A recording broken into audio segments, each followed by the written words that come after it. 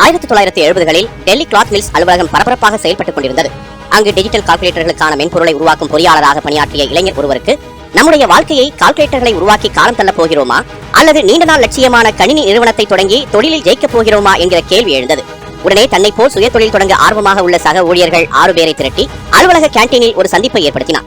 அவர்கள் அனைவரும் நல்ல ஊதியம் பெற்றாலும் உள்ளூர மகிழ்ச்சியற்றவர்களாக இருந்தனர். அதற்கு காரணம் இன்னும் எத்தனை காலத்துக்குத்தான் சம்பளத்துக்கு வேலை செய்வது என்பதுதான். இதனையடுத்து 6 பேரும் சொந்த குதிரையில் சவாரி செய்ய விரும்பி அதுவரை தாங்கள் பார்த்து வந்த வேலையை உதறி தள்ளிவிட்டு சுய தொழில் தொடங்குவதற்கான முயற்சியில் ஈடுபட்டனர். அலுவலக கேண்டீனில் நடந்த திருப்புமுனை சந்திப்பின் மூலம் மற்ற 5 சகாக்களின் லட்சியங்களுக்கும் எரியூட்டிக் கொண்டிருந்தார் தமிழ்நாட்டைச் சேர்ந்த அந்த 30 வயது கணினி பொறியாளரான ஷிவ் நாடார். அதே ஷிவ் நாடாரின் இன்றைய சொத்து மதிப்பு இந்திய மதிப்பில் 2 லட்சம் கோடிகள். போர்ப்ஸ் நிறுவனம் வெளியிட்ட ஆய்வின்படி பெரும் பணக்காரர்கள் பட்டியலில் இந்திய அளவில் 3வது இடத்திலும் உலக அளவில் 47வது இடத்திலும் இருக்கிறார் ஷிவ் நாடார். இவரது முயற்சியால் தொடங்கப்பட்ட ஹிந்துஸ்தான் கம்ப்யூட்டர்ஸ் லிமிடெடான HCL நிறுவனம் தான் உலக அளவில் கணினி தொழில்நுட்பத்தில் 8வது இடத்தில் இருக்கிறது. 2022 மார்ச் மாதம் முடிவடைந்த நிதியாண்டின்படி HCL நிறுவனத்தின் நிகர லாபம் 3593 கோடி ரூபாயாக உயர்ந்துள்ளது. கொண்ட லட்சியத்தில் சிரத்தையுடனும் தொய்வில்லாத தொடர் முயற்சியிலும் ஈடுபடும் ஒருவர் நிச்சயம் சாதிக்க முடியும் என்பதற்கு நிகழ்கால உதாரணமாக திகழும் ஷிவ் நாடார் தமிழ்நாட்டின் தூத்துக்குடி மாவட்டத்தில் உள்ள மூளைப்பொழி கிராமத்தில் 1945 ஜூலை 14ஆம் தேதி பிறந்தவர். மாவட்ட நீதிபதியாக இருந்த சிவசுப்பிரமணிய நாடார், வாமசுந்தரி தேவி ஆகியோரின் மகனான ஷிவ் நாடார் தன்னுடைய தொடக்க கல்வியை கும்பகோணம் மற்றும் மதுரையில் உள்ள அரசு பள்ளிகளில் படித்தார். 6ஆம் வகுப்புக்கு மேல் திருச்சியில் உள்ள செயின்ட் ஜோசப் ஆண்கள் மேல்நிலைப் பள்ளியில் படித்த ஷிவ் நாடார் மதுரை அமெரிக்கன் கல்லூரியில் இளங்கலை பட்டம் பெற்றார். தொடர்ந்து கோவையில் உள்ள PSG கல்லூரியில் எலக்ட்ரிக்கல் மற்றும் எலக்ட்ரானிக்ஸ் பொறியியலில் பட்டம் பெற்ற ஷிவ் நாடார் 1967ஆம் ஆண்டு மகாராஷ்டிரா மாநிலம் புனேவில் இருந்த வால்சந்த் குழுமத்தில் முதலில் வேலைக்கு சேர்ந்தார். இதன் பிறகு டெல்லி கிளாத் மில்ஸ் குழுமத்தில் கால்குலேட்டர்களுக்கு தேவையான மதர்போர்டுகளை தயாரிக்கும் பொறியாளராக பணிக்கு சேர்ந்தார். பணியில் போதிய அனுபவம் ஏற்பட்ட பிறகு நண்பர்கள் அஜய் சௌத்ரி, அர்ஜுன் மல்ஹோத்ரா, சுபாஷ் அரோரா உள்ளிட்டோருடன் இணைந்து மைக்ரோகாம்ப் என்ற பெயரில் மைக்ரோ ப்ராசசர் டெலி டிஜிட்டல் கால்குலேட்டர்களை விற்பனை செய்ய தொடங்கினார். உலக அளவில் தங்களுடைய தொழிலில் உச்சம் தொட்ட சாதனையாளர்கள் பலர் தங்களுடைய தொடக்க கால செயல்பாட்டை சாதாரண இடத்தில்தான் தொடங்கியிருப்பார்கள். கூகுள் நிறுவனத்தை தொடங்கிய லாரி பேஜ், செர்ஜி பிரின் ஆகியோர் எப்படி கார் ஷெட்டில் கூகுள் நிறுவனத்தை தொடங்கினார்களோ அப்படித்தான் HCL நிறுவனம் முதலில் செயல்பட தொடங்கியது. அந்நிறுவனத்தின் இணை நிறுவனராக இருந்த அர்ஜுன் மல்ஹோத்ராவின் பாட்டி வீட்டில்தான் HCL நிறுவனத்தை முதலில் 1,87,000 ரூபாய் முதலீட்டில் தொடங்கினார் ஷிவ் நாடார். அவரின் தொழில்நுட்ப தொலைநோக்கு பார்வையால் ஈர்க்கப்பட்டார் அப்போது உத்தரப்பிரதேச முதலமைச்சராக இருந்த ராம் நரேஷ் யாதவ். மேலும் அப்போது பப்ளிக் பிரைவேட் பார்ட்னர்ஷிப் முறையில் நாட்டில் தொழில் வளர்ச்சியை மேம்படுத்த மத்திய மாநில அரசுகள் முயற்சி மேற்கொண்டு வந்த நேரமாகும். இந்த சூழ்நிலையில் ஷிவ் நாடாருக்கு உதவ முன்வந்த உத்தரப்பிரதேச அரசு அவருக்கு கூடுதலாக 20 லட்சம் ரூபாய் வழங்கியது. மேலும் நிறுவனத்தின் பெயரை உத்தரப்பிரதேஷ் கம்ப்யூட்டர்ஸ் லிமிடெட் என பெயர் மாற்றம் செய்யவும் பரிந்துரைத்தது. ஆனால் ஹிந்துஸ்தான் கம்ப்யூட்டர்ஸ் லிமிடெட் என்ற பெயரில் உறுதியாக இருந்த ஷிவ் நாடார் இந்த பெயர் ஒட்டுமொத்த இந்தியாவையும் பிரதிபலிப்பதாக கூறினார். HCL என்கிற நாட்டின் முதல் கணினி மற்றும் மென்பொருள் தொழில்நுட்ப நிறுவனம் தொடங்கப்பட்ட அதே ஆண்டுதான் உலக புகழ்பெற்ற ஆப்பிள் நிறுவனமும் தொடங்கப்பட்டிருந்தது. இது 80களின் தொடக்க காலம் கணினி தொழில்நுட்பத்தின் வருகையின் காலமாக அமைந்தது. 1978ஆம் ஆண்டு HCL உருவாக்கிய மைக்ரோ ப்ராசசர் பொருட்களின் விளம்பரமும் ஆப்பிள் நிறுவனம் உருவாக்கிய மைக்ரோ ப்ராசசர் பொருட்களின் விளம்பரமும் ஒரே வாரத்தில் நாளிதழ்களில் விளம்பரமாக வெளியாகின. HCL நிறுவனம் தொடங்கப்பட்ட சில ஆண்டுகளிலேயே 1977இல் மத்தியில் ஆட்சிக்கு வந்த மொரார்ஜி தேசாய் தலைமையிலான ஜனதா அரசு புதிய தொழிற்கொள்கைகளை அமல்படுத்தியது.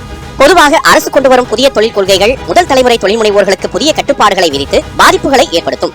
ஆனால் மொரார்ஜி தேசாய் அரசு கொண்டு வந்த புதிய தொழிற்கொள்கைகள் ஷிவ் நாடார் வாழ்க்கையில் ஒரு மாற்றத்தை ஏற்படுத்தியது. குறிப்பாக ஜனதா கட்சி கொண்டு வந்த புதிய தொழிற்கொள்கையில் 1973ஆம் ஆண்டில் கொண்டுவரப்பட்ட அந்நிய செலாவணி ஒழுங்குமுறை சட்டத்தில் திருத்தம் மேற்கொள்ளப்பட்டது. அதன்படி இந்தியாவில் செயல்பட்டு வரும் வெளிநாட்டு நிறுவனங்களின் பங்குகள் 40% குறைத்துக் கொள்ள வேண்டும் எனவும் 40%க்கு மேல் பங்குகள் வைத்திருக்கும் நிறுவனங்கள் மத்திய ரிசர்வ் வங்கியிடம் அனுமதி பெற வேண்டும் எனவும் வலியுறுத்தியது. புதிய தொழிற்கொள்கைகள் தொடர்பான மத்திய அரசின் இந்த சட்ட திருத்தம் இந்தியாவில் கணினி துறையில் செயல்பட்டு வந்த IBM மற்றும் குளிர்பான நிறுவனமான கொக்கோகோலா போன்ற பன்னாட்டு நிறுவனங்களுக்கு கடும் நெருக்கடியை ஏற்படுத்தியது. ஏறக்குறைய அதே நேரத்தில் நாடாளுமன்றத்தின் பொது கணக்கு குழு இந்திய ரயில்வேயுடனான IBM நிறுவனத்தின் செயல்பாடுகள் குறித்த விசாரணைக்கும் உத்தரவிட்டது. அப்போது மத்திய தொழில்துறை அமைச்சராக இருந்த ஜார்ஜ் பெர்னாண்டஸின் உத்தரவின் கீழ் இந்த நடவடிக்கைகள் மேற்கொள்ளப்பட்டன. அடிப்படையில் தொழிற்சங்க தலைவராக இருந்த ஜார்ஜ் பெர்னாண்டஸ் ஏற்கனவே பன்னாட்டு நிறுவனங்கள் மேல் இருந்த அதிருப்தி காரணமாக IBM நிறுவனம் மேற்கொண்ட முறைகேடுகள் குறித்த விசாரணைக்கு தடை விதிக்கவில்லை.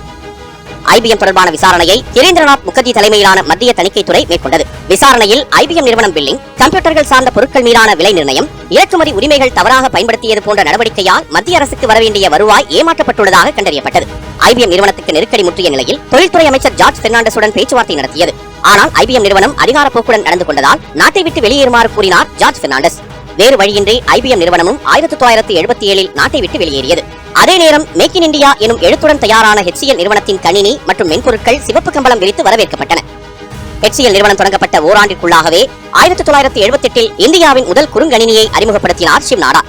HCL 8C என்று அழைக்கப்பட்ட இந்த கம்ப்யூட்டர் ராக்வெல் PP8 மைக்ரோ ப்ராசஸரை அடிப்படையாக கொண்டு வடிவமைக்கப்பட்டிருந்தது. இதேபோன்று இந்த குறுங்கணினியில் BASIC language, powerful sort, merge package போன்ற தொழில்நுட்பங்கள் அறிமுகப்படுத்தப்பட்டு தகவல் தொழில்நுட்ப நிறுவனங்களின் அடிப்படை தேவைகளை பூர்த்தி செய்யக்கூடிய வகையில் அறிமுகப்படுத்தப்பட்டது. HCL 8Cக்கு முன்பு இந்தியாவில் பயன்படுத்தப்பட்ட பெரும்பாலான கணினிகள் IBM 1401 மற்றும் ஆப்பிள் நிறுவன கணினிகளை அடிப்படையாக கொண்டிருந்தன. IBM 1401 கம்ப்யூட்டர்களை பயன்படுத்த வேண்டும் என்றால் அதற்கு ஏர் கண்டிஷனிங் செய்யப்பட்ட பெரிய சர்வர் அறை தேவைப்பட்டது.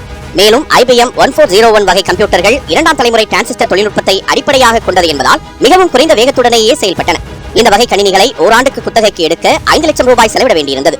ஆனால் HCL நிறுவனத்தின் 8C கம்ப்யூட்டர்கள் ஆண்டுக்கு வெறும் 3 லட்சம் ரூபாய்க்கே கிடைக்கும் வகையில் அறிமுகப்படுத்தினார் ஷிவ் நாடா. இதன் பின்னணியில் கான்பூர் IITயில் படித்த இளைஞர்களின் பங்களிப்பு இருந்ததையும் மறுத்துவிட முடியாது. தகவல் தொழில்நுட்பத்துறைதான் தொழில்துறையின் எதிர்காலம் என்பதை நன்கு உணர்ந்திருந்த ஷிவ் நாடார் 1980களிலேயே HCL நிறுவனத்தின் கிளையை சிங்கப்பூரில் தொடங்கினார். சிங்கப்பூரில் HCL நிறுவனத்தின் கிளை தொடங்கப்பட்ட ஓராண்டிலேயே 10 லட்சம் ரூபாய் வருவாய் ஈட்டி ஆசிய அளவில் கவனம் பெற்ற நிறுவனமாக உயர்ந்து நின்றது. இந்நிலையில் 1980 ஜனவரி 14 மீண்டும் பிரதமராக பொறுப்பேற்ற இந்திரா காந்தியும் அதன் பிறகு பிரதமரான ராஜீவ் காந்தியும் நாட்டின் பொருளாதாரத்தை தாராளமய பாதைக்கு கொண்டு செல்லும் வழியை இலகுவாக்கினர்.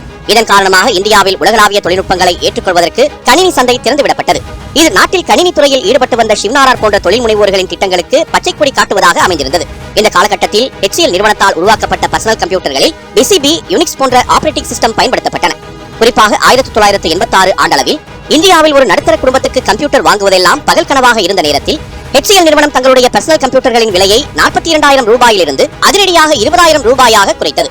HCL நிறுவனத்தின் இந்த நடவடிக்கை இந்தியாவில் நடுத்தர குடும்பத்தினரின் கணினி பயன்பாடு பல மடங்கு அதிகரிக்க ஒரு முக்கிய காரணமாக அமைந்தது.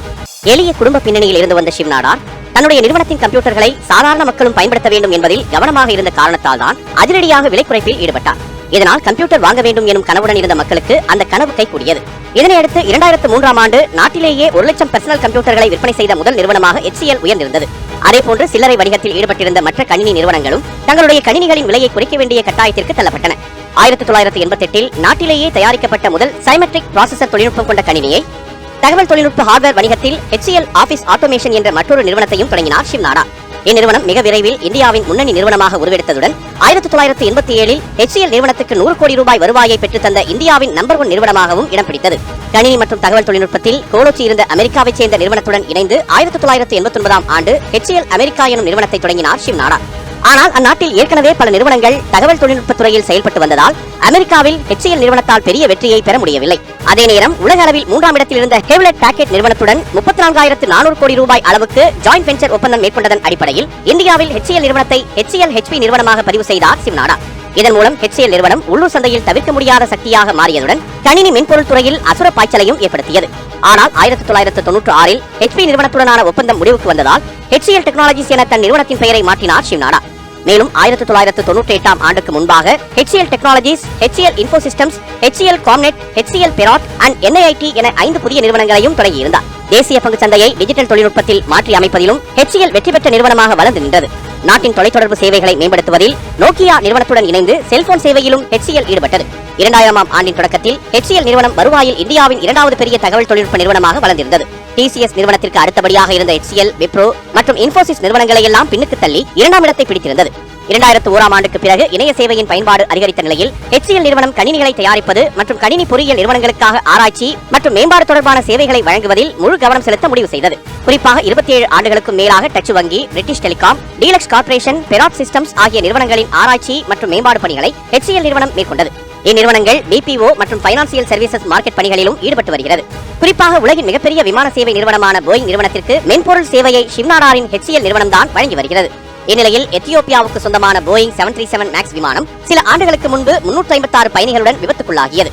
இந்த விபத்திற்கு விமானத்தின் மென்பொருளை தயாரித்த HCL நிறுவனம் தான் காரணம் என குற்றம் சாட்டப்பட்டது. ஆனால் இந்த குற்றச்சாட்டை HCL நிறுவனம் மறுத்தது.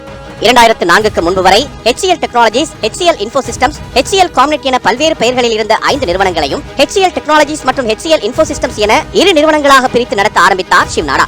தன்னுடைய NIIT கல்வி சேவையை தன்னார்வ தொண்டு நிறுவனமாக மாற்றி HCL காம்நெட் நிறுவனத்தை HCL டெக்னாலஜிஸின் மற்றொரு நிறுவனமாக மாற்றியிருந்தார். 1994ஆம் ஆண்டு ஷிவ் நாடா அறக்கட்டளையை உருவாக்கியிருந்த அவர் தமிழ்நாடு, உத்தரப்பிரதேசம், ஹரியானா போன்ற பல மாநிலங்களில் பள்ளி மற்றும் கல்லூரிகளை தொடங்கினார். கணினி தொழில்நுட்பத்தில் 2.0 வேகத்தில் சென்று கொண்டிருந்த ஷிவ் நாடா திடீரென அறக்கட்டளை தொடங்கி சமூக சேவையில் ஈடுபட்டது குறித்து கேள்வி எழுப்பப்பட்டது. என் அப்பா ஒரு நீதிபதியாக இருந்தார், வீட்டை நடத்த குறிப்பிட்ட அளவிலான பணம் மட்டுமே அம்மாவிடம் இருக்கும். இருந்தபோதிலும் அம்மா மற்றவர்களுக்கு உதவி செய்வார். அதை பார்த்து வளர்ந்தவன் நான். HCL நிறுவனத்தை உருவாக்கி நான் பெரிதாக வளர்ந்த பிறகு நீ மற்றவர்களுக்கு உதவி செய்வதற்கான நேரம் இதுவல்லவா என அம்மா கூறினார். அப்போதுதான் அறக்கட்டளையை உருவாக்கினேன் என்றார் ஷிவ் நாடார். HCL நிறுவனம் தொடங்கப்பட்ட 10 ஆண்டு காலத்திற்குள்ளாகவே அறக்கட்டளை தொடங்கி தனக்கு தொழில் வாய்ப்பு தந்த உத்தரப்பிரதேச மாநிலத்தில் பள்ளி, கல்லூரிகள் மற்றும் பல்கலைக்கழகங்களை தொடங்கினார் ஷிவ் நாடார். இதற்கான நிலங்களை அம்மாநில அரசு இலவசமாக வழங்கியது. இந்த கல்வி நிறுவனங்களில் திறன் வாய்ந்த ஏழை கிராமப்புற மாணவர்களை கண்டறிந்து அவர்களுக்கு இலவச கல்வி அளிக்கப்பட்டு வருகிறது. இந்த அறக்கட்டளை பணி 2011ஆம் ஆண்டு இன்னும் வேகம் எடுத்தது. HCL நிறுவனத்தின் லாபத்தின் ஒரு பங்கு CSR நிதியாக மாற்றப்பட்டு அறக்கட்டளைக்கு செலவிடப்படுகிறது. இதேபோன்று ஒவ்வொரு ஆண்டும் மாணவர்களின் கல்வி ஊக்கத்தொகைக்காக 4 கோடி ரூபாய் செலவிடப்பட்டு வருகிறது. ஷிவ் நாடார் போல் அவரின் மகள் ரோஷினி நாடார் மல்ஹோத்ராவும் வித்யாக்யான் எனும் பெயரில் 2 பள்ளிகளை நடத்தி வருகிறார். மேலும் தமிழ்நாட்டில் பிரபல பொறியியல் கல்லூரியான SSN கல்லூரியை தன்னுடைய தந்தையின் பெயரில் தொடங்கி நடத்தி வருகிறார் ஷிவ் நாடார். கடந்த 2020ஆம் ஆண்டு சென்னையில் ஷிவ் நாடாரின் 2வது பல்கலைக்கழகம் தொடங்கப்பட்டது. இந்த பல்கலைக்கழகம் புதிய ஆராய்ச்சி, கண்டுபிடிப்புகள் மற்றும் புதிய வடிவ வெளிப்பாடுகளை உருவாக்கும் கல்வி நிலையமாக உள்ளது. சமூகத்தில் கல்வியின் மூலமே தாக்கத்தை ஏற்படுத்த முடியும் என்பதில் பெரும் நம்பிக்கை கொண்ட ஷிவ் நாடார் தன்னை மக்கள் கல்வியாளராக நினைவு கூறப்படுவதையே பெருமையாக கருதுவதாக கூறினார். தனது வருமானத்தில் 10% நன்கொடையாக வழங்கப் போவதாக 2010ஆம் ஆண்டு அறிவித்த ஷிவ் நாடார் ஆண்டுதோறும் அதிக நன்கொடை வழங்கிய இந்திய தொழிலதிபர்கள் பட்டியலில் எப்போதும் முதன்மை நபராக இருந்து வருகிறார். 2016ஆம் ஆண்டு மத்திய அரசுக்கு 650 கோடி ரூபாய் நன்கொடை வழங்கிய ஷிவ் நாடார் 2018ஆம் ஆண்டு 826 கோடியும் 2019இல் 795 கோடி ரூபாயும் நன்கொடையாக வழங்கினார்.